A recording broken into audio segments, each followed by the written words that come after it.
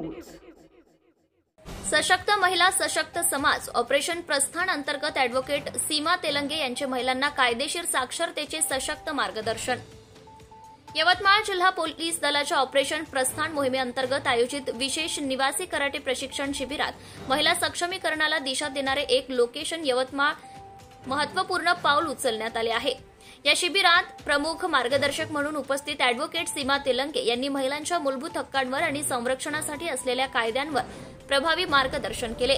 शिबिराच्या दुसऱ्या टप्प्यात 30 एप्रिल बुधवार रोजी हजारो युवतींच्या उपस्थितीत बोलताना त्यांनी भारतीय संविधानातील महिलांना प्राप्त मूलभूत अधिकार, घरेलू हिंसाचार प्रतिबंधक कायदा, पॉश कायदा, कार्यस्थळी लैंगिक छळ विरोधी कायदा, पोक्सो कायदा, बलात्काराविषयक कलमे आणि पोलिसांकडे तक्रार करताना घ्यावयाची काळजी यावर सुलभ भाषेत सखोल मार्गदर्शन केले।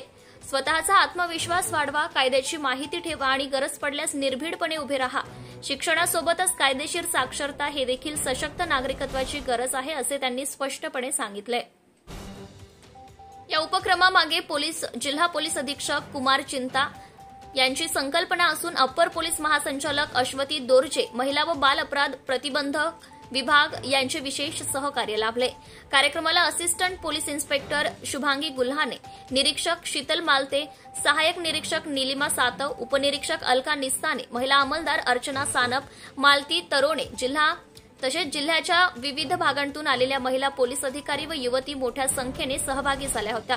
फक्त कराटे प्रशिक्षणच नव्हे तर मानसिक आणि कायदेशीर सक्षमीकरण हाही या उपक्रमाचा महत्त्वाचा भाग आहे, हे सहभागी महिलांनी विशेषत्वाने अधोरेखित केले।